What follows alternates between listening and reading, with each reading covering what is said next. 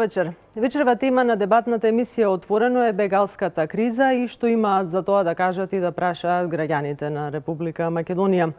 Доколку Европа не најде начин да ги заштити своите граници и да го намали приливот на бегалците, ќе пропадне како Римската империја, изјави холандскиот премиер во пресред на средбата ЕУ-Турција.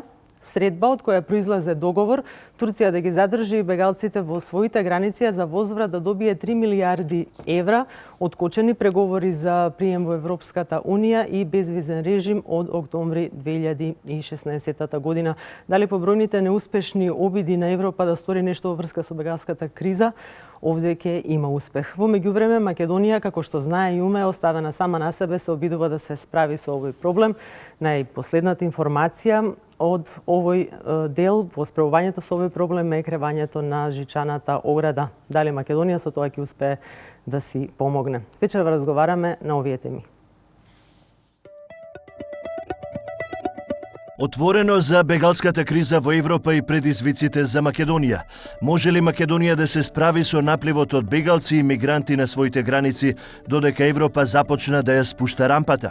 Што е поприоритетно, справување со хуманитарниот предизвик или со безбедносните ризици? Може ли да се менаџира со двата процеса одеднаш? Дали е неопходна итна заедничка меѓународна стратегија за решавање на кризата, односно дали ако не се држиме заедно, ќе висиме одделно?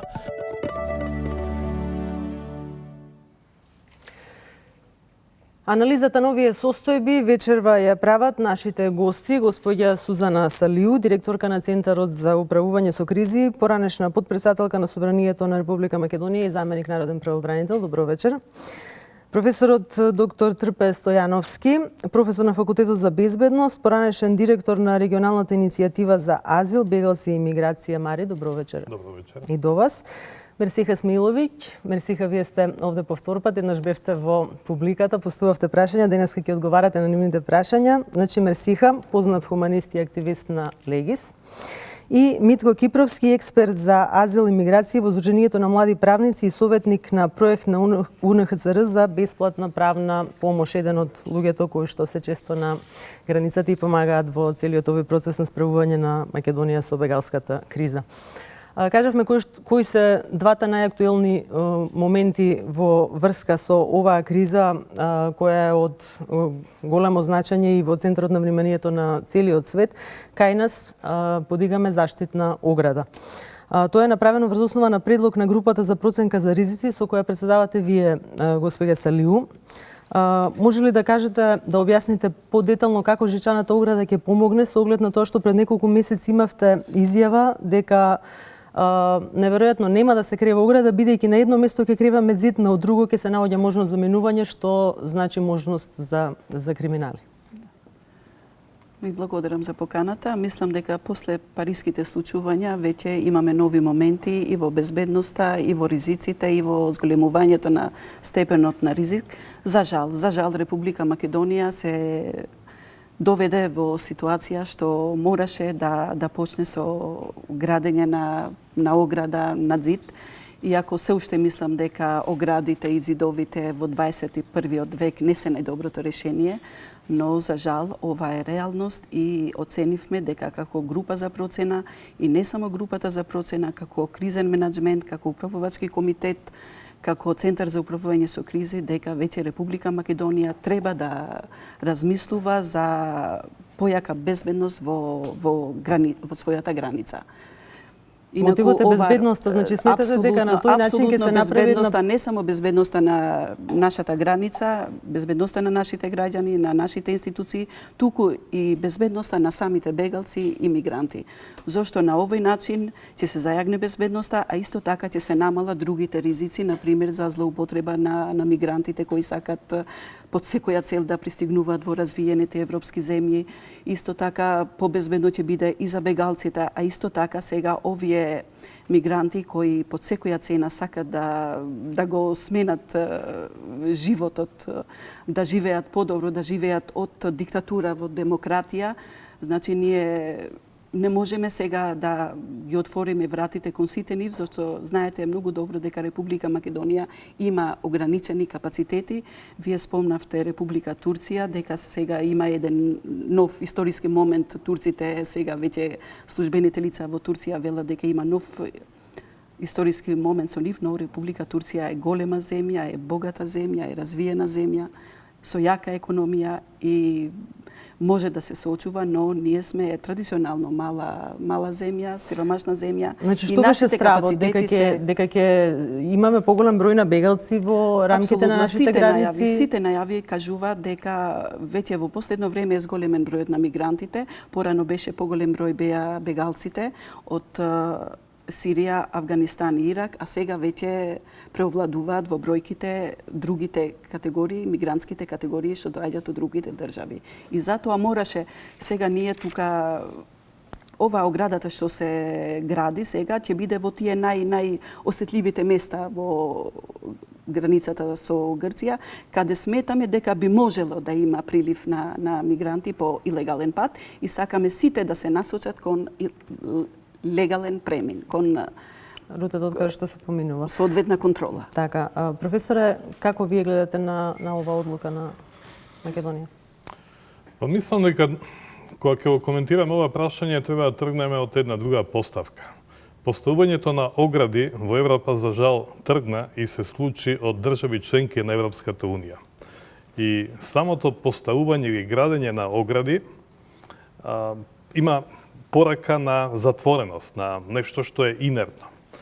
И во тој дел мислам дека е битно да се има во вид дека кога ваков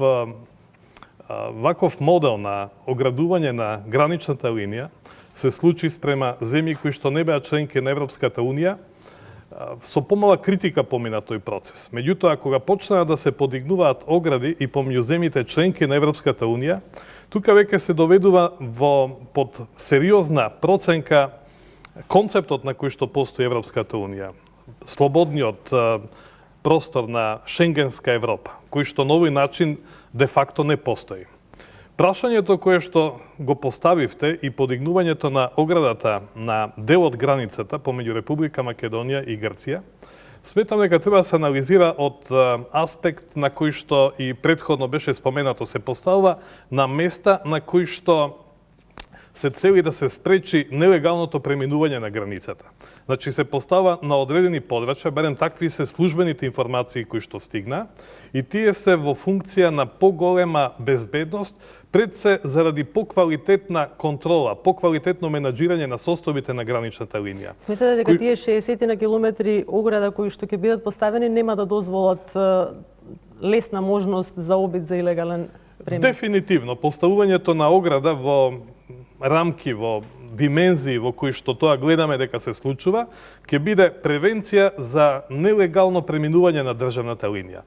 Додека сите оние кои што треба да преминат државната граница, тоа ќе може да го направат на места на кои што е возможен премин и на тој начин ќе се обезбеди дефинитивно поквалитетна контрола на луѓето кои што без оглед на нивниот статус, дали се тоа бегалци, мигранти или едноставно некој кој што се обидува илегално да премине границата, државата има своје право и своја обврска квалитетно да го спроведува граничното управување. И во тој дел така сметам дека и треба да се гледа на ова прашање. Меѓутоа, тука се отвараат многу правци, бидејќи ова е момент кој што го доживуваме за прв пат, после многу години. Потоа станува збор за подигнување на ограда од страна на една суверена држава спрема држава членка на Европската унија и во тој дел, велам, се отвараат многу прашања на кои што ќе треба да се дојде и до квалитетни одговори. Она што сметам дека во моментот недостасува и поквалитетно треба да се прави е да се образложи таа одлука, потоа да се образложат, би рекол, и пораките кои што стигнаа до Република Македонија, од државите северно од Република Македонија, кои се целите и тоа да биде едноставно транспарентна одлука која што на квалитетен начин ќе и помогне пред се на Република Македонија да ги стави под поголема контрола процесите кои што досега гледавме, за жал во почетокот и прилично неконтролирано се случуваа, а секоја држава која што има за цел да го чува својот интегритет и да ја чува безбедноста на граѓаните, од друга страна да ги почитува меѓународните документи, мора да води сметка за тоа кој влегува и како влегува на нејзина територија. Тоа беше пораката од Европа дека не може да се меша во тоа како секоја држава ќе си ги заштитува границите, наспроти скандализирањето на почетокот кога Унгарија рече дека ќе крива ограда за бегалците. Меѓутоа има еден аспект на оваа постапка на почетокот на кривањето на оградата, револтот го покажаа токму луѓето кои што се така наречени економски бегалци со каменувањето на полицијата. Ако ова го правиме во голема мерка да се заштити безбедноста, дали, не знам, очекувате вакви инциденти и понатаму? Мерсиха, ќе ви имате можностите да одговорите, меѓутоа ме интересира вашето мислење и од хуманитарен аспект на кревањето на оградата. Ние вака во неколку апели преку социјалните мрежи го преведовме нашето соопштение за да им биде упатено на така наречените економски мигранти дека подигањето на оградата или стопирањето на нивното понатамошно движење не е одлука која донесе Република Македонија. Туку тоа е некоја пракса која што ја наметна земјите од Европската Унија. Се обидовме да им објасниме дека иако ја преминат Македонија, ќе бидат задржани на Табановце. Дури и Србија да ги пропушти, понатамошниот тек тие ќе бидат спречени да се движат. За да не го усмеруваат својот револт или своите барања и молби кон македонската полиција, бидејќи во овој случај ние не сме тие кои што го спречевме.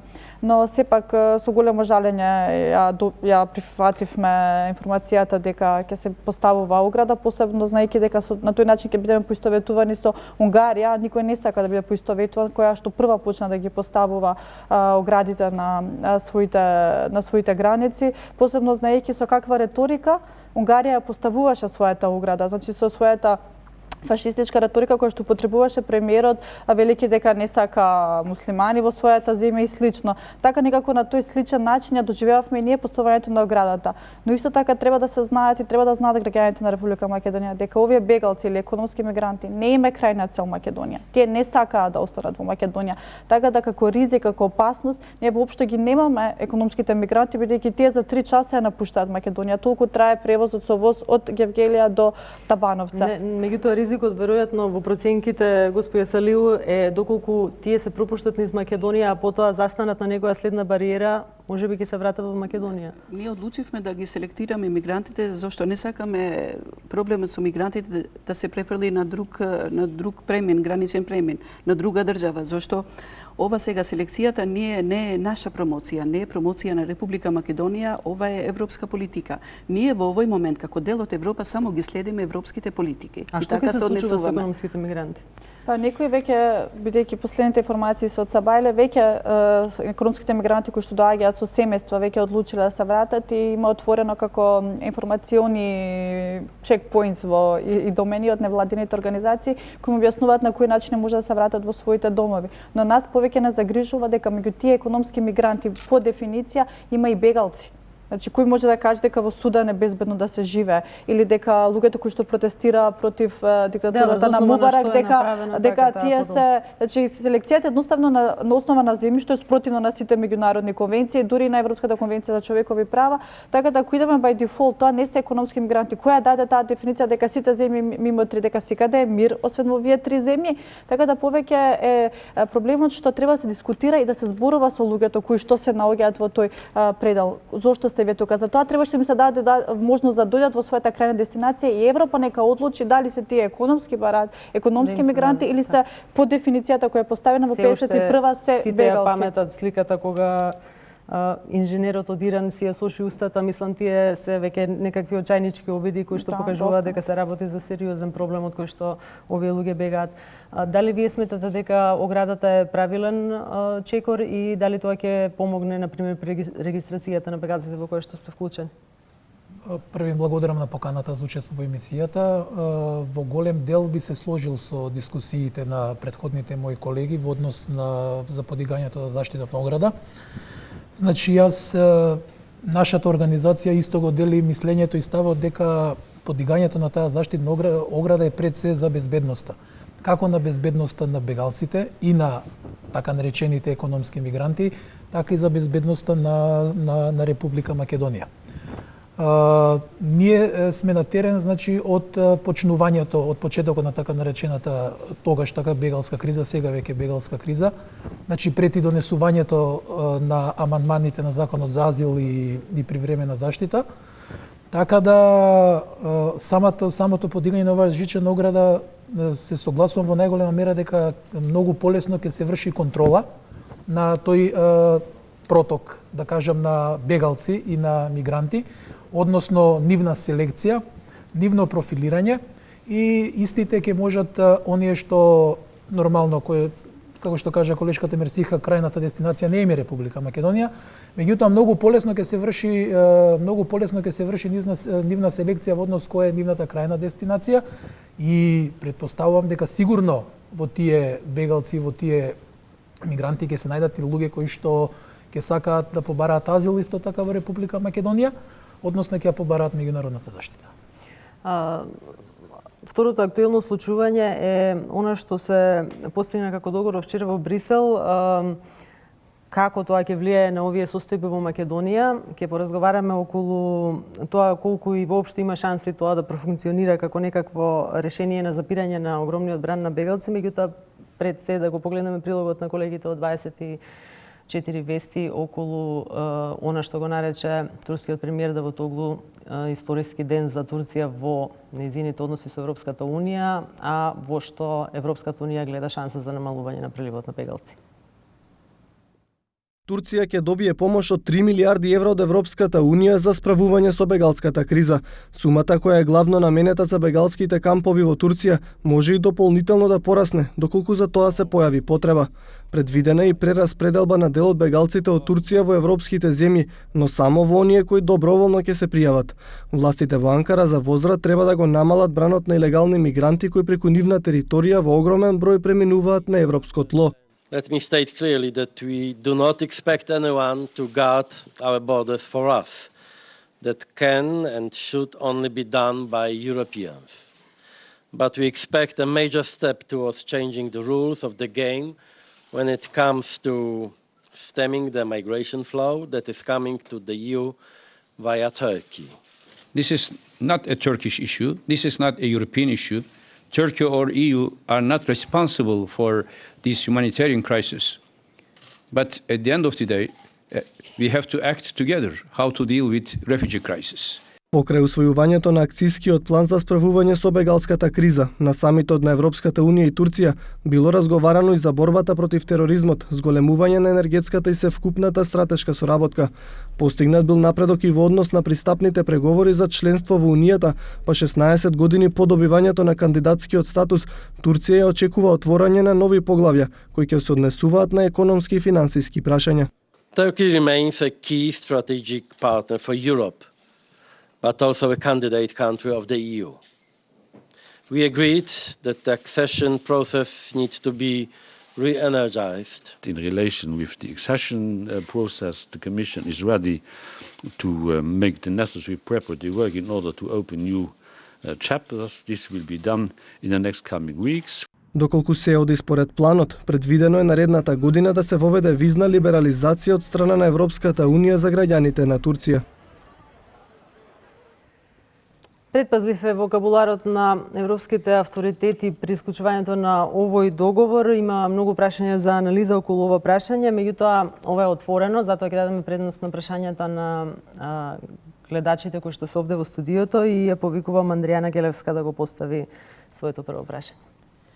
Здраво и од мене. Моето прашање е во однос на договорот на Турција со Европската Унија, како тоа би се одразило, значи, на нашите гранични премини, дали ќе се намали бројот на бегалци и мигранти? Ме интересира тоа. Дали доколку профункционира оваа цела ситуација, сметате дека ќе се намали бројот на мигранти на нашата граница? Поракат од сите ова што беше сега објавено е дека никој не може сам да се справува со овој голем предизвик. Значи, и на една голема Турција и треба помош, и треба соработка, и треба заедничка акција и заедничка одговорност. Мислам дека бројот на бегалците нема да се намали, ни бројот на мигрантите, но Турција мора да биде отворена земја кон ова голема бегалска криза, зашто е соседна држава со Сирија, например, со тие најпогодените сега од војна што се сириците. Но таа и до сега Зошто беше отворена во Турција 2,2 милиони бегалци од овие кризни подречја. Но една голема Турција може да се соочи со оваков предизвик, може да се соочи и со 1 милион и со 2 милиона бегалци. Но замислите, една мала Македонија дали би можела, дали има капацитети да се соочи со еден голем број, например, 10.000. Во една мала Гевгелија, каде има 14.000 граѓани, например, жители, одеднаш да влегуваат околу 10.000 мигранти, на вистина тука го губиме спокојот. Се нарушува и безбедноста, и благосостојбата на нашите граѓани и се. Но мислам дека нема да се намали бројот. Тие одлучиле сега да го остварат тој сон што го имат и ние би сакале тие да го остварат тој сон, да еден ден да живеат во демократија, да ги уживаат сите тие погодности што ги дава демократијата, развиените земји, развиените економии. Професоре? Мислам дека е ова интересен договор кој што отвара неколку нови аспекти. Прво, директно, ако можам да одговорам на прашањето, некои драматични промени после овој договор на границата помеѓу Македонија и јужната страна, односно Грција или било која друга точка, не треба да се очекува.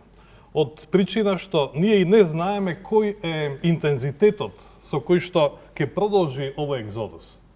Значи, дали ќе имаме повеќе луѓе кои што ќе доаѓаат во својство на бегалци, мигранти или нешто трето, останува да видиме како ќе се однесуваат целиот овој процес од државите на потекло, од каде што доаѓаат бегалците и мигрантите. А барем досега ние само го гледаме она парчето мраз кое што е на површината горе, бидејќи не ги знаеме до крај капацитетите, потенцијалите, интензитетот и многу други предизвици кои што придонесуваат овој екзодус да се случува во обем во кој што тоа го имаме особено последниве месеци. Меѓутоа, договорот кој што вчера е постигнат помеѓу Европската унија и Турција е изводено важен од еден друг аспект. Значи, и досега Турција беше и Турција географски и политички е држава, прва организирана држава или која што може да ги менаџира ваквите миграцијски текови на бегалците, односно мигрантите кои што од повеќе страни се канализираат и нивниот собирен пункт во голем дел е Турција. Сигурно дека тоа ќе го прави со поголем мотив Турција, како што видовме и од пораката на премиерот на Турција. Сигурно дека Турција во овој момент на преговарање постигнала цели кои што на друг начин не можела да ги постигне, од кои што најопиплива е целта за визната либерализација. И сигурно дека тоа заслужува внимание. Но најголемиот, би рекол, момент на сигурност на Европската унија е аспектот дека сите овие мигранти, бегалци кои што доаѓаат во земјите на Европската унија и доколку таму не го регулираат својот статус и доколку бидат присилени да се вратат назад, тогаш голема е веројатноста дека на организиран начин тој повратен процес може да се случува спрема Турција, која искажува потенцијал и желба политичка да учествува во балансирано амортизирање на проблемот со кој што сега во невиден број се соочува Европа и Европската унија. Само кусо би ве замолила, токму при тој процес на враќање на бегалци кои што Европа ќе процени дека треба да ги враќа, дали постои ризик во тој член 7 од договорот меѓу Турција и Европската унија, например, по нашата земја, доколку се случило бегалци кои што не се регистрирани во Грција, има такви многу кои поминуваат и првпат се регистрираат на границата со Македонија, да бидат вратени во Македонија извесен период да мора да поминат тука додека не продолжат, бидејќи во членот 7 јасно пишува дека ќе се враќаат во земјата од каде што потекнуваат, меѓутоа престојот и времето на престојот е во прашање. Да, ја почитувам грижата која што е содржана во формулацијата на прашањето, меѓутоа тука немате прецизен одговор до крај кој што однапред ќе може да се консумира како еден вид гаранција за земјите низ кои што поминале овие текови дека нема да бидат и условно кажано повратно зафатени со повратниот правец насока на движење на мигрантите хипотетички. Тука, иако постојат регулативи и стандарди, видовме дека Европската Унија и не се придржува до крај во однос на овие принципи и правила. Значи, Даблин правилата предвидуваат токму тоа, државата во која што за прв пат е регистрирано барањето на лицето кое што е бегалец, односно може и да покрене барање за азил, всушност да биде држава во која што Европската Унија ќе го врати предметот доколку тоа лице е затекнато, односно ја повтори постапката во некоја трета држава, претходно го поминало патот на една од земјите членки на Европската Унија.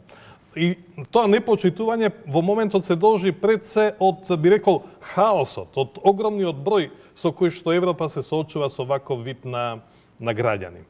Но и административно Европската Унија гледаме дека не секогаш игра по правилата и во тој случај можни се одредени, би рекол, работи кои што ќе се однесуваат и надвор од процедурите или правилата, пред се од аспект на бројот со кој што Европа се соочува со барателите на азил, односно бегалците во овој момент, и од друга страна, ако се бара таква хируршка прецизност, што не може да се оствари. Значи, има авионски летови кои што на добар начин би ги поштедиле земјите, а и самите жртви, односно граѓани, доколку тие треба да се однесат до некоја дестинација, тоа да биде на најбезбеден, на најбрз и на најхуман начин.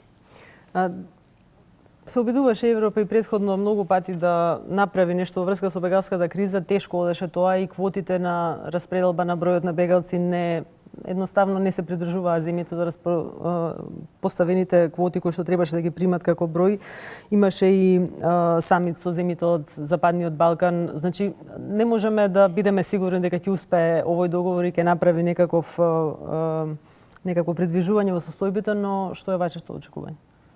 Значи, што можеме да го заклучиме по договорот што се потпиша во Брисел е дека не се наоѓаме само во бегалска криза, туку се наоѓаме во криза на човештвото, каде за бегалците се збори како предмет на преговарање и на трампање што ќе добиеме ние за возврат. Некако невладина организација сме ги посетиле бегалските кампови во Турција, долж границата со Сирија. Навистина условите се многу подобри од било кои бегалски кампови што ги има сега во Европската Унија, но сепак правото на секој да се движи слободно и да бира каде ќе живее останува и понатаму. Како потоа ќе функционира светот после оваа бегалска криза, каде што од текот на оваа криза се прегазени сите основни човекови права. Понекогаш ми вела дека зборувам со илузии за тоа што се случува, но премногу сум во контакт со бегалците и ги знам нивните животни судбини. Значи тоа се бегалци кои што имаат право да бараат безбеден живот, да бараат образование соодветно. Значи тоа е нивното право кое што тие имаат право да си го остварат. Но со квотите, мислам дека ниту една земја не ги прифати квотите кои што ги Европскиот совет ги назначи, така да мислам дека во старт беа осудени на пропаст, бидејќи ниту една, некои земји прифатија повеќе отколку што можат по квотата, нели Шведска и официјално се откаже и рече дека само ќе прима во рамките на своите квоти, така да мислам дека квотите во старт беа осудени дека ќе пропаднат, како и во однос на Македонија, дека бројот квотата која што не е назначена, дека нема шанси, не само Македонија како капацитет не може да ги исполни квотите, колку што и бегалците не сакаат да останат во Македонија. И ние постојано алармираме дека ако задржите вие 30.000 бегалци кои не сакаат да останат во Македонија, дали тоа ќе значи нова Газибаба, нов прифатен центар каде што со сила вие држите 30.000 бегалци, бидејќи тие претходно некои од нив не ни чуле за Македонија, а сега вие ги приморавате да остануваат каде што немаме нити изградено систем за баратели за азил или како тоа ќе функционира. Значи, генерално и квотата за Македонија мислам дека неприфатлива и во однос на нас, како што кажа господјата Салиу, колку имаме ние капацитет за 30.000 бегалци, колку и од страна на бегалците, дали воопшто тие сакаат да останат во Македонија? Одговор секако е не. Моето мислење во делот во однос на договорот во Брисел помеѓу Европската Унија и Турција исто се согласувам со господјата Салиу дека поголеми промени на границата, односно на границата помеѓу Грција и Македонија искрено не очекувам.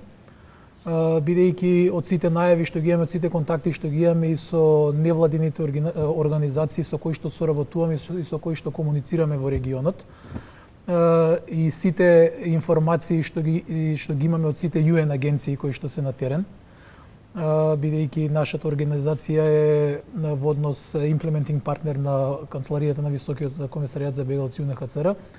Така да сите тие информации што ги примаме ние секојдневно кажуваат дека такви промени нема да има.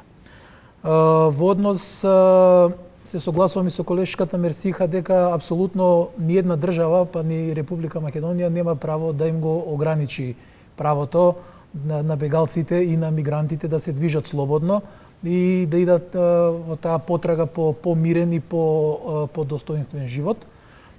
А исто така се согласувам дека и ние како Република Македонија, која што сега апсолутно ги користи сите капацитети кои што се на располагање и се справува според мене успешно со бегалската криза, ќе бидат премалку нели да се прими одредена квота на бегалци или на економски мигранти кои што подолг временски период би се задржале на територијата на Република Македонија, дали ќе биде во постоечките капацитети кои што ги има државата, дали ќе биде со градење некој така наречен бегалски камп, сепак мислам дека тоа ќе биде спротивно на волјата на бегалците и на мигрантите и апсолутно нема да има никаков ефект.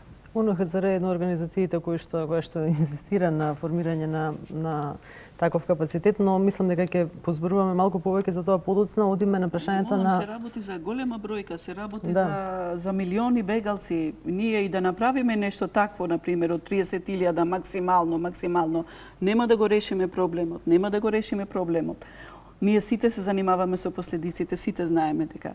Но овој глас сега, мојот глас, колку год да е скромен, дали некој размислува за тие стратешки политики, дали некој се занимава со причините, со генезата на овој проблем. Дури разговаравме со професорот пред да почне оваа емисија, дури не знаеме што се случува со светот, со човечанството, со светските лидери, со светската стратегија, дури не сме свесни да цениме што ни се случува, што се случува со човечанството. Со политиките на човечанството. Главниот проблем е дека овој, ви рекол, рекошет од случувањата, упатен спрема Европа и Европската Унија, се случува и зафаќа земји, вклучително и земјите на Европската Унија, кои што имаат улога на објект во целата оваа случка. Додека актерите, оние кои што навистина може да влијаат на неутрализирање на причините за овие миграцијски текови, се некои други. Тоа се пред се Соединетите Американски држави, Русија и сите оние авторитети кои што постојат во војните жаришта.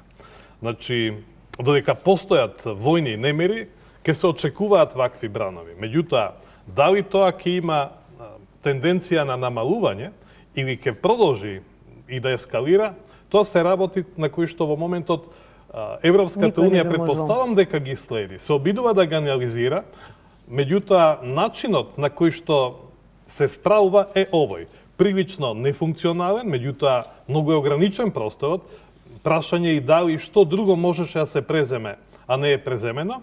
И сметам дека ова се согласувам дека ова е една од посуштинските одлуки со вклучување и со партнерски однос према Турција во добар дел да се амортизира интензитетот низ кој што се манифестира овој дел од бегалскиот екзодус кој што врви кон Европа. Бидејќи случувањата околу Сирија, јужно, источно, западно од Сирија, тие исто така голем број на сиријски државјани се во тој круг. Имавме информација дека ова е отприлика 5 милионот сиријски државјани кои што е надвор од државата. А знаеме дека Сирија имаше околу 24 милиони граѓани. Стои тоа дека единственото решение на бегалската криза е решавање на војните конфликти, меѓутоа тоа е сосема комплексно и друго прашање. Ние ќе се ограничиме на она што се случува во Македонија, како ние се справуваме со таа криза, бидејќи тоа произлегува од прашањата на нашите граѓани. Следното прашање го поставува Такева Светлана.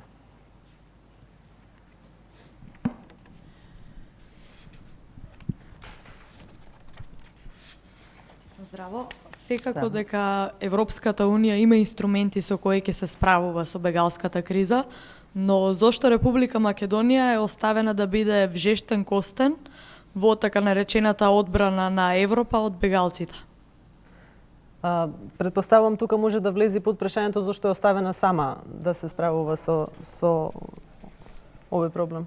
Господи Салиу, дали мислите дека... Не, Република Македонија не е оставена сама. Република Македонија само ги следи политиките на Европската Унија во момент, особено со бегалската криза и со мигрантската криза, зашто Република Македонија не е сама. Република Македонија е многу важна земја во ова балканска рута на мигрантите и во сите шеми ја има Република Македонија како транзитна земја. Но Република Македонија не е сама, дури сите пораки до Република Македонија е дека Република Македонија може да се организира со своите инструменти што ги има за незината безбедност, за безбедноста на граѓаните, за безбедноста на границите.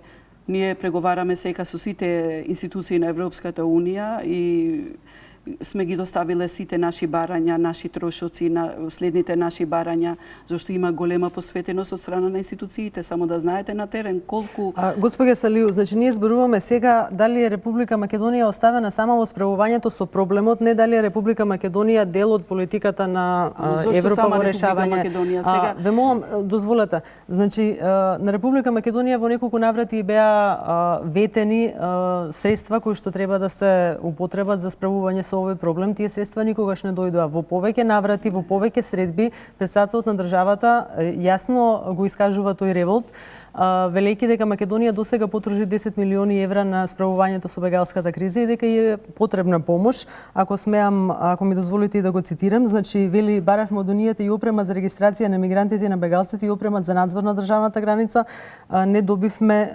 ништо.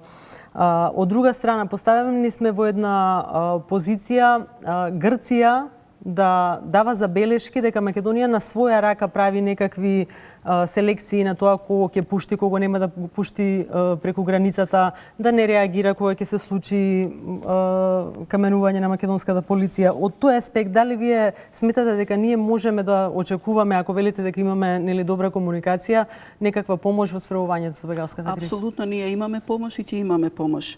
Сите наши барања на најсериозен начин се разгледуваат од страна на донаторите. Вие знаете дека Министерството за труд и социјална политика прими донација 2,5 милиони евра и тие се исклучиво наменети за центрите во Гевгелија и во Табановце.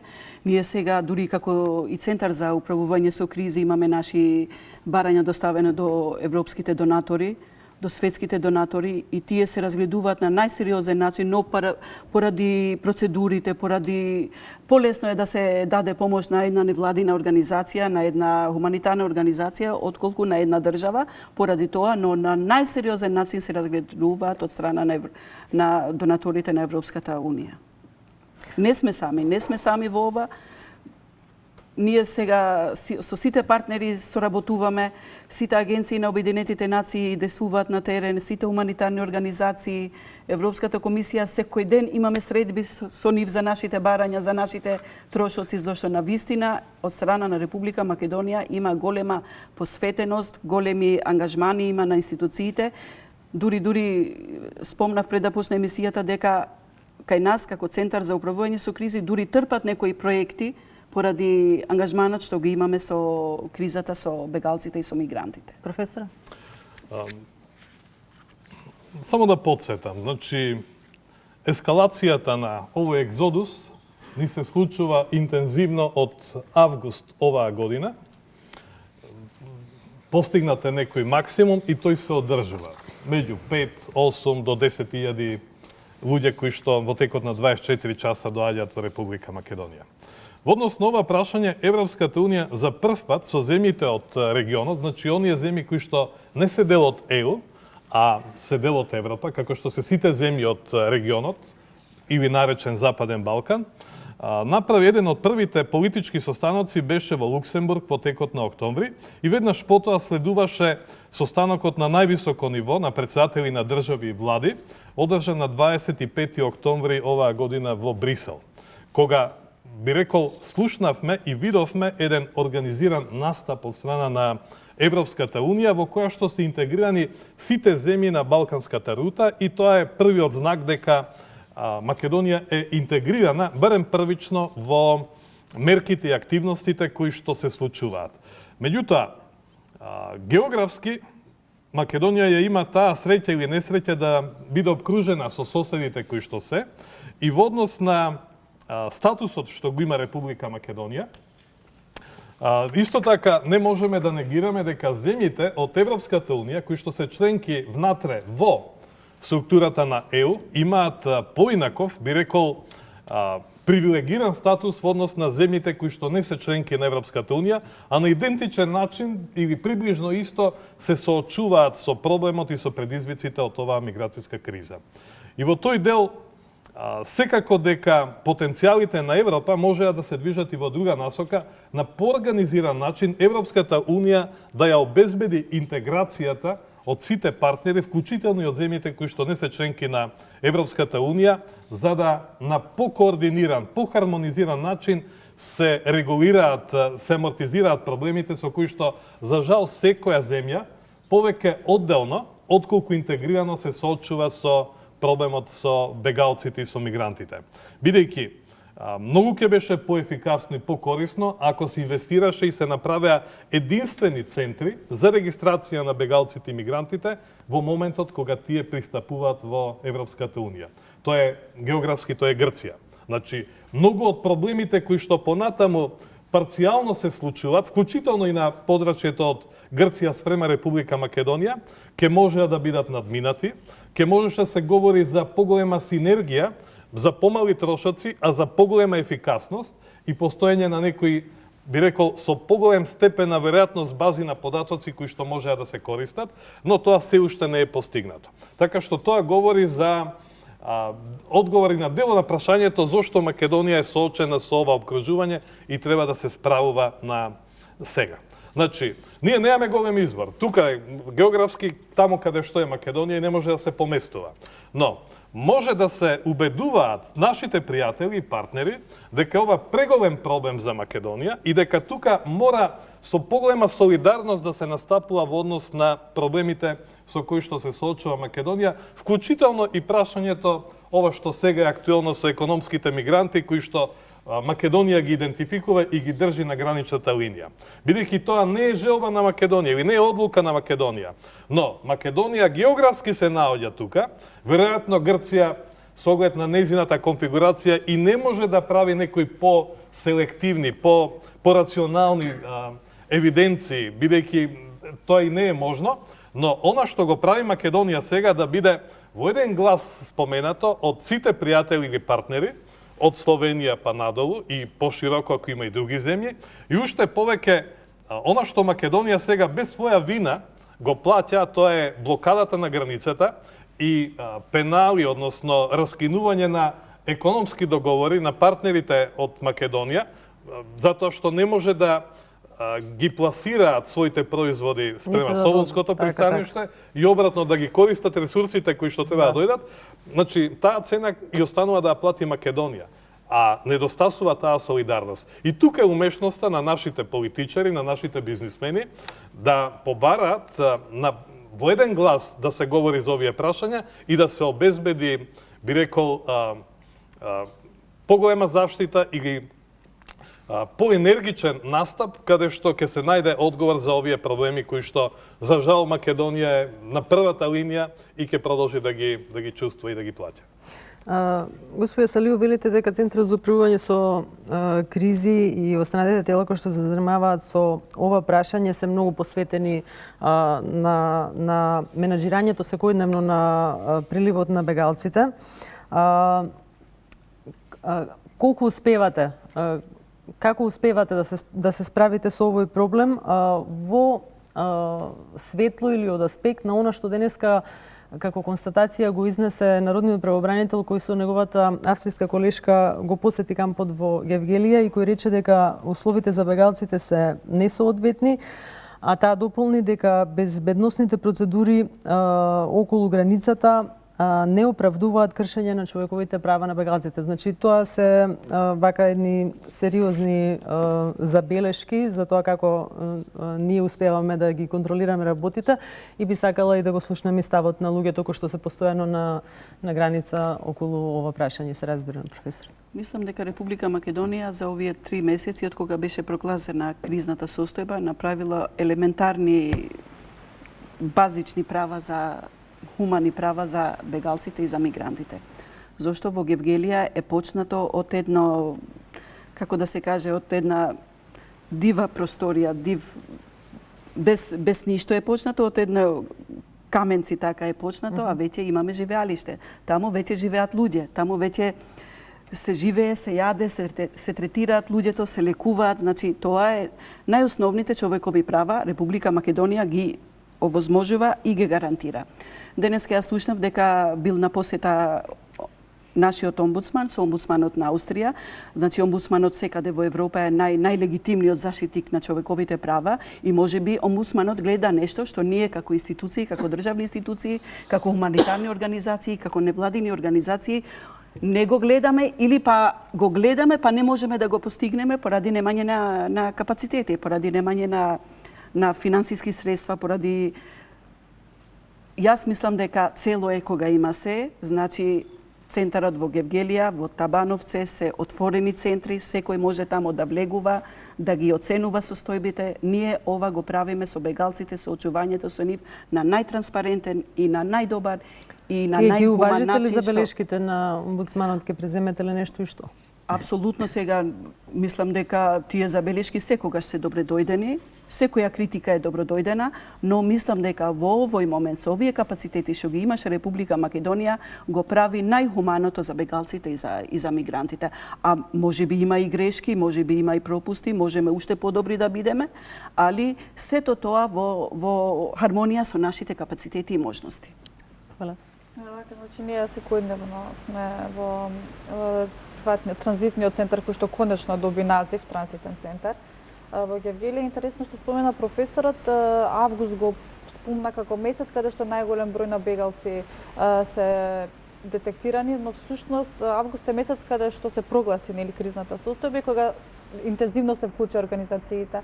А ние знаеме, млади правници, ние и канцеларијата на УНХЦР, бевме постојано цело лето присутни на железничката станица. За жал на железничката станица во Гевгелија, каде и најмногу се наруши хармонијата на самите гевгеличани и дури тогаш имавме бројка од 5000 бегалци дневно. И мораме да кажеме дека само невладините успеа да менаџираат, да не ескалира во нешто поголемо или да заштитиме нивната дигнитет и интегритет на бегалците и да можеме хуман пристап во нашата земја. Но во случувањето со кампот беше што преку ноќ се одлучи тоа да биде Винојуг. А претходно имавме готов камп спремен за употреба на самата железничка станица изграден од страна на УНХЦР. Тој беше спремен за пуштање во оптек, можеби 17-18 август, но 19 август се прогласува кризната состојба и се создава сосема нов камп каде што самото градење иде премногу спора. Значи има тука премногу фактори, нема струја, нема телекомуникацијска мрежа, нема ништо. Сето тоа идеше споро и еве сега се наоѓаме на -5 степени, каде што немаме грејни тела во самиот камп. Шаторите се премногу големи, а немаме грејни тела за самите бегалци да бидат, можеби се згрижени во однос на човекови права. Младите правници ги информираат за своите права, хуманитарните организации им даваат храна. Црвен крст, лекари имаме таму, државните институции присутни. Значи буквално сите аспекти на бегалците се покриени, но сепак останува и прашањето на условите. Дури сега се поставува од страна на труд и социјала некоја подлога нормална во кампот. Огромни камења каде што ние тешко се движиме, а инвалидните лица мораме, значи Црвен крст и други невладини да ги носат во раце инвалидите до рампата до железничката станица. А кампот на УНХЦР? Морам да кажам дека во Гевгелија, во Табановце, интензивно се работи за адаптација со зимските услови. Сега се поставува подови, се поставува изолација, фасади, сето тоа со цел да навистина да им нудиме најхуман третман и најсоодветен така со дигнитет како што заслужува еден човек. Без разлика од која категорија се, од кој краишта доаѓаат. Мислам дека навистина не треба се да се удира со клоца, навистина мислам дека Република Македонија го прави најхуманото со бегалците и со... Значи, неколку наши изјави кажавме дека навистина тоа што се случува во Македонија, во камповите и предначи во другите европски земји како бива дочекани бегалците, тој координиран и организиран пристап, сепак е за пофалба посебно институциите и невладините како функционира. Значи, колку тие помагаат и доколку се прашат и самите бегалци каде полесно поминуваат онаму солидарност и посебно координацијата која имаат невладините со државните институции, тоа се неделни средби каде што се дополнуваме за тоа што е тоа што недостасува. Но сепак тука треба да бидеме отворени, да кажеме дека не можеме во ноември месец да размислуваме за грејни тела каде што и октомври беше прилично ладен за самите бегалци. Но генерално значи сме задоволни тоа како се одвиваат состојбите во кампот. Сега имаме нели по хумани услови, но сепак и сите ние ќе ги разгледаме забелешките на народниот правобранител бидејќи беа упатени кон сите актери во кампот. Арсовска Стефани, да ја слушнеме со нејзиното прашање. Здраво. Зимајќи ги во предвид на падите кои што се случуваа во Париз, актуелна шпекулација на медиумите е дека всушност терористите навлегуваат во државите како бегалци. Така што моето прашање како ние реално би им помогнале на бегалците, кои што всушност представуваат ранлива категорија, при тоа да ги заштитиме човековите слободи и права, а воедно и истовремено ние да се заштитиме од она што се случи во Париз. Благодарам. Професоре, ова е прашање за вас. Тешко прашање. Од аспект на одговор во кој што сите ќе бидат задоволни. Во првиот дел од прашањето, мислам дека и последнава дискусија дава одговор. Тоа е, јас се придружувам кон оценките дека во последно време, она што го прави Македонија, ги надминува нејзините можности, и економски, и останати, каде што невладиниот сектор од првиот момент игра една проактивна, позитивна улога. И во тој дел, она што Македонија со своите можности и потенцијали го нуди, е од привика на горното ниво на нејзините можности и тоа така едноставно треба да се промовира. Од друга страна, омбудсманот е тој кој што и професионално е задолжен за поставување на параметри и таа оценка веројатно позитивно ќе влие за извлекување максимум или за дополнителни аргументи со кои што треба да се убедат партнерите дека на стандардот, на статусот, на условите во кои што престојуваат овие луѓе, треба да се продолжи да се инвестира. И секако, ако дел од ветените средства стигна, како што тие наменски се насочени, условите ќе бидат и подобри од овие што се, би рекол, би биле нормални, ако може да се говори за една ваква ненормална ситуација со ваков број на луѓе кои што доаѓаат во текот на 24 часа. Но тоа е ситуацијата и нема бегање од тоа. Во однос на вториот дел од прашањето, значи, тука е многу битно и кога се случуваат вакви трагедии да се задржи стабилноста и логиката и во однос на таа категорија да продолжи нашата перцепција дека станува збор за луѓе кои што се принудени заради собствена безбедност. Никој добронамерно, никој доброволно нема го направи тоа да минува илјадници километри, а да не знае каде, како ќе помине, со какви искушенија ќе се соочи и така натаму. Но од друга страна, за жал, тоа е можеби продукт на современото време, каде што овие легитимни процеси, кои што имаат елементи на екзодус, се користат и од оние другите, кои што сакаат да профитираат од криминалните групи, прашање кое што ние не го додирнавме, меѓутоа оваа бројка на луѓе кои што врват во голем дел пресметано, калкулански се користи од криминални групи и врв на таа би рекол антипод визија или проекција се терористите, односно оние кои што го направија настанот во Париз. Да се разбереме, тоа можеби не беше неочекувано. Прашање на време и на место беше каде ќе се случуваат вакви настани и веројатно ќе треба да продолжиме да живееме дека тие во иднина ќе се случува. Тоа никој не го сака. Меѓутоа, гледаме дека тоа се настани кои што периодично, од време на време, со некоја извонредно добра организација и со пресметана цел се случуваат. За жал, се користат и несреќните судбини на луѓето да се интегрираат, односно да се протнат одредени лица кои што, еве, добивме потврда деновиве, и францускиот експерт во Загреб, кој што е задолжен за миграцијата во овој регион, на една од телевизиите кажа дека сите нивни информации говорат за потврдено сознание дека некој од оваа структура на луѓе во Париз бил и во Балканската поминал. и низ Македонија.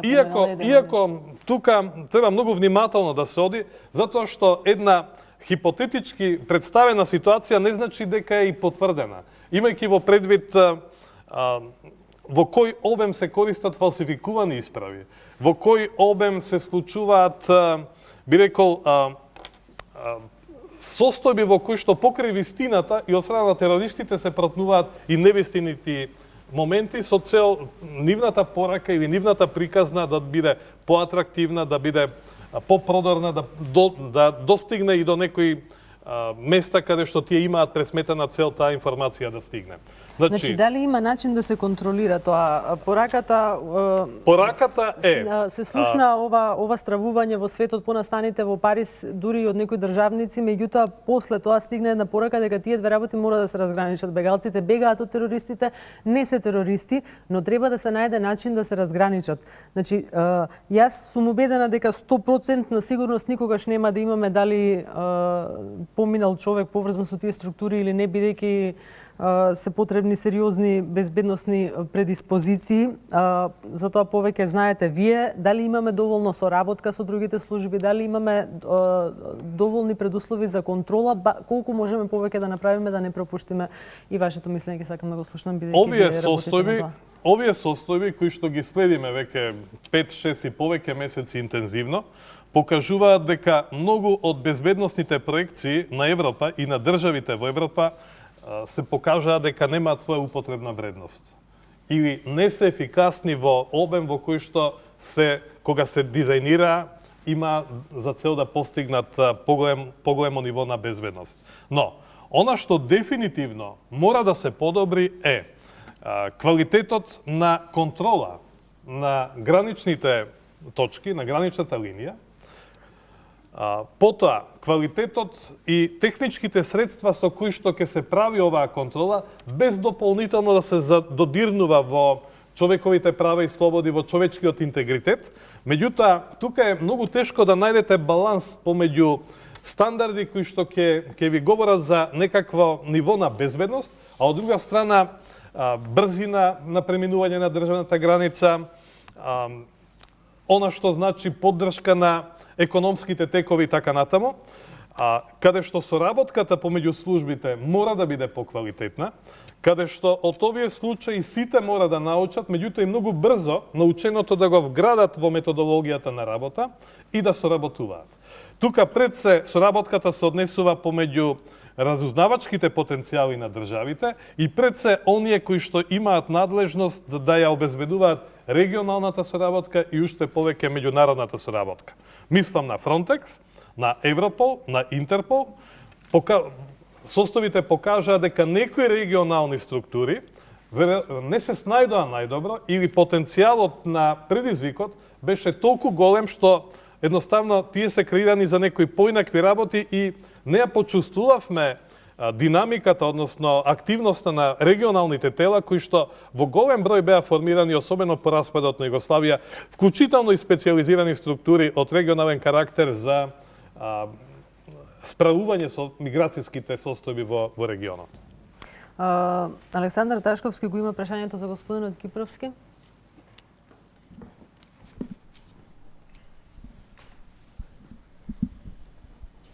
Мене ме интересира како се врши евиденција на бегалците кои не поседуваат легитимација.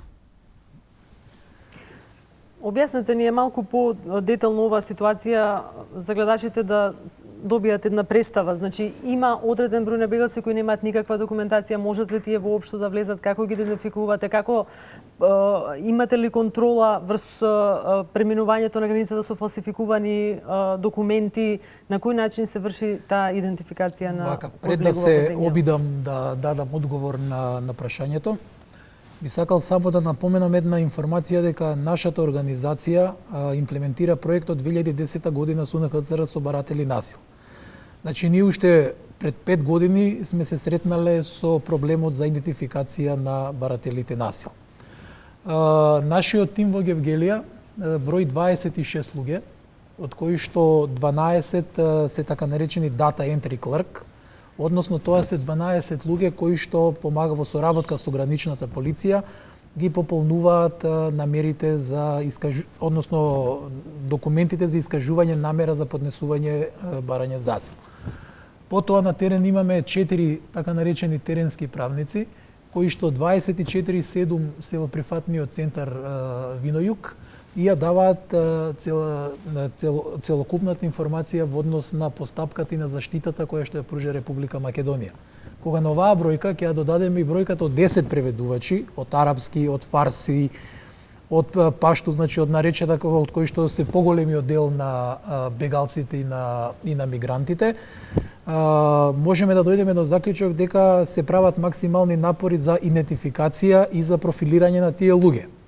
Главниот проблем со кој што се соочуваме и ние како организација, а исто така и граничната полиција, дека е поголемиот број на бегалци или на мигранти или доаѓа или немаат апсолутно никаков документ во себе за идентификација, или пак поголемиот број од нив имаат документ за идентификација кој што им го издала Република Грција.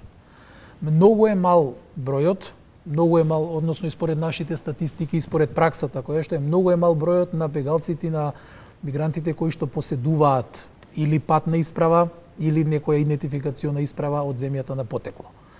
Значи, при самиот нивни влез во прифатниот центар Винојук, првичното профилирање се врши од страна на граничната полиција која што ги прифаќа бегалците и имигрантите.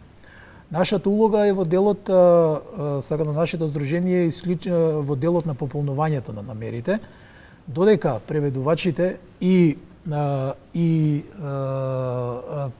теренските правници го прават тој првичен разговор со луѓето, односно од каде што се добиваме сознание дали истите поседуваат некакви документи, дали не поседуваат некакви документи, дали имаат грчки документи, односно, но за жал поголемиот дел се прибираат податоци на така наречен усен исказ. И што се случува со луѓето што немаат документи? За луѓето што немаат документи, значи до моментот кога се воведе одредена квота, односно проток на одредена група на бегалци, на мигранти, че збориме на бегалци кои што доаѓаат од Афганистан, од Сирија и од Ирак, каде што е војна. Врз основа на грчките документи се издаваше намера за азил. Доколку луѓето нема никаков грчки документ, врз основа на тој така наречен усен исказ, исто така граничната полиција издаваше намери. Односно 72 часа, знаеме, имаат бегалците и мигрантите имаат 72 часа или да напуштат територијата на Република Македонија или да побараат азил. Во овој период од, да кажам, една недела, можеби и повеќе, кога се направи таа селекција, се разбира не по волја на Република Македонија, процедурата останата иста, значи сите оние бегалци и мигранти кои што доаѓаат од земјите од кај што се кризни заришта, им се издава намера врз основа или на личен исказ или на грчки документ или врз основа на документ кој што го поседуваат од земјата на потекло. Додека по информациите кои што ги добивам јас од терен, од страна на моите колеги и од тие што ги опишуваат намерите и од тие што се на терен, граничната полиција на луѓето кои што први не им се дозволува влез во прифатниот центар Винојук, на луѓето значи од другите земји и врз основа аналогно на тоа не им се издава намера за поднесување барање за азил. Тоа значи дека ние всушност евиденција немаме.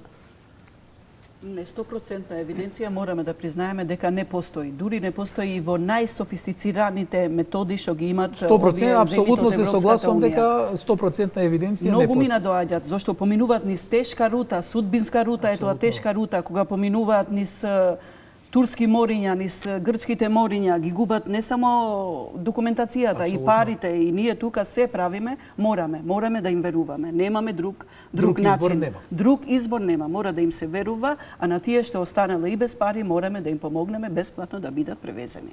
Во некои по-мирни или по-нормални услови, обично интервјуто е извонредно важно, што го прават луѓето со нив, вклучително и луѓето од социјалните служби и професионалците од државните институции, и преку интервјуто имаат можност да разговараат за прашања, да ја потврдат условно веродостојноста на приказната, на легендата која што ја даваат лицата за себе, а исто така во еден дел се користат и можности за разговор со нивните амбасади, велам кога тоа не е во број во кој што ќе ги поклопи државните институции и преку амбасадите, представниците на амбасадите на овие држави исто така се бара потврда за легендата, односно приказната која што доаѓа од со која што тој доаѓа пред лицата, да.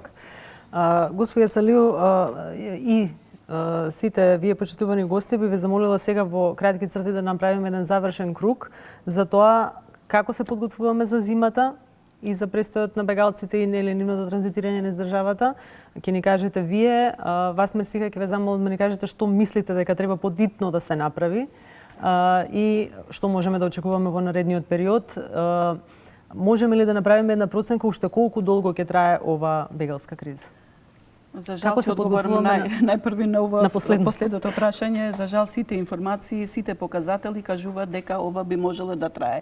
Затоа овој нашиот повик, колку год да е скромен, треба да пристигне до светските лидери, до светските стратегии за да се занимаваат со оригината, со коренот на овој конфликт, колку е, да кажам, неразумен конфликт.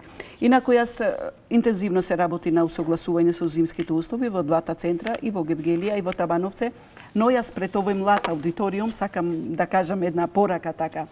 Секоја криза која е создадена од лоши луѓе и од лоши политики може да се менаџира од добри луѓе и од добри политики. Мерси. Вака, во однос на зимските услови, ние како невладини и сите други актери се спремаме веќе од почетокот на есента, така да работиме интензивно на донации кои што се однесуваат на зимска облека, обувки и сите други потребни моменти. Исто така и граѓаните редовно донираат со своите донации во нашите магазини. Мерсика, тука е господја Салиу. Кажете што треба подитно сега да се стори за да се стават грени тела кои што ќе бидат соодветни за шаторите, бидејќи на Табановце многу интересно имаме каде што граѓаните имаат ставено 3 ќумбиња каде што можат бегалците да се згреат. Но сепак во камповите е потребна, значи зимски грени тела. Гледаме дека во Хрватска тоа преку ноќ се случуваше и барем е итно да бидат ставени грени тела, бидејќи вчера беа измерени -5 степени на Табановце. Значи кога се во план грените тела? Во секој момент. Дури значи, за 2-3 дена или денеска или утре во секој момент, зашто навистина многу интензивно се работи, сите невладини, хуманитарци, владини, сите се координирани поради согласување со зимските услови. Дури невладините организации воделе сметка и за фенови да има во бањите, така да знаете. Објектите дали можат да се згреат воопшто, бидејќи не се работи за некаков... Да, тоа е неголемиот проблем, бидејќи неколку пати се тестирани различни модели на кои грени тела можат да успеат, бидејќи се работи за големи шатори, кои што се отворено, сепак постојат механизми, како што кажа, во Хрватска веќе сите шатори се опремени со грени тела, како и кукичките кои што се изградени од УНХЦР, посебни грени тела кои што нели нема да дојде до некоја, не знам, не да боже несреќа. Друго грење дали имате како значи исто така и да се поплочат условите во Гевгелија, пристапот да им се овозможи и да им се дадат и на другите оператори како што сте автобусите и таксите, да може да ги превезуваат редовно бегалците, бидејќи понекогаш бегалците со часови го чекаат возот да дојде, каде што веќе имаме готови автобуси и такси кои што чекаат при влезот во Винојуг. Така мислам дека се корисни, овие работи да ги имаме ние неделни состаноци каде што редовно ги изнесуваме своите поплаки, но и битно е да знаат и граѓаните што се случува. Вие имате сугестија некоја? Па, генерално јас би се сложил со препораките кои што ги даде Мерсиха, така да нашиот аспект е повеќе од правна страна, сакам да кажам, не толку од хуманитарна, меѓутоа не значи дека не ставаме и хуманитарен акцент во однос на нашето делување таму. Јас можам да кажам дека во однос на нашата организација ние континуирано се екипираме, бројот ќе се зголеми таму во прифатниот центар Винојуг и во транзитниот центар што е Табановце. Така да сакаме на најсоодветен начин сите тие луѓе кои што дали ќе престојуваат 1 час, 2 часа, 3 или 6 часа во прифатниот центар, конкретно Винојуг, сакаме да добијат целокупната информација во однос за системот за азил во Република Македонија, кои се нивните права, кои се нивните обврски додека престојуваат тамо, за да можат на еден најбезбеден начин да си продолжат на својата крајна дестинација. Се разбира, иде зимата, апсолутно ќе очекуваме пониски температури, така да нашиот апел до Центарот за управување со кризи е поефикасно и побрзо опремување на прифатниот центар Виновик и на транзитниот центар Табановце во однос за доаѓањето на зимата, бидејќи таму ќе има доста луѓе, можеби подолг временски период, сепак сите да бидат згрижени, да имаат облека, да имаат храна. Едноставно и покрај тоа што тргнале на долг пат, нели, бегаат од својата земја, едноставно да се чувствуваат сигурни, безбедни и згрижени. Професор, со вас завршувам. Значи, станува збор за глобален предизвик во кој што Република Македонија мора својата проекција и визија да ја гледа во партнерство со Европската Унија, со соседите и да работи на координација и синхронизација во тој дел. Секако дека во национални рамки е неопходно попрофесионално поставување, максимално професионално, печките да не се обезбедуваат на 1 декември, тие требало да бидат обезбедени претходно, и во тој дел да се едноставно да се гледа на сите оние предизвици кои што доаѓаат и брзо да се реагира. Јас ви благодарам многу што бевте денеска гости во Отворено, што зборувавме за бегалската криза која не засега сите. Се надевам дека се ќе помине во најдобар ред. Вас ќе ве држиме за збор дека ќе бидете постојано во диалог со луѓето кои што се на терен и самите вие имате јасен увид во состојбите и дека ќе биде секако што треба, дека Македонија ќе го положи испитот кој што навистина е предизвикувачки во овој период. Вие, почитувани гледачи, ќе ја гледате следната емисија Отворено на 14 декември. Веќе следниот понеделник на профилите на социјалните мрежи на Отворено ќе можете да видите која ќе биде наредната тема, бидејќи знаете дека секогаш темите кај нас зависат од актуелните случувања. Штом ќе ја видите темата, доколку сте заинтересирани да бидете дел од ова студио и да се вклучите во дискусијата, на истите тие профили на Отворено социјалните мрежи можете да ги пополните формуларите за учество или пак да се јавите на телефонскиот број 077 508 843 и вашето доаѓање во студиото ќе биде организирано. Ви благодарам што не гледавте, вас, почитувани граѓани, што бевте овде во студиото и уште еднаш вам, почитувани гости, што бевте денеска со нас. Пријатно.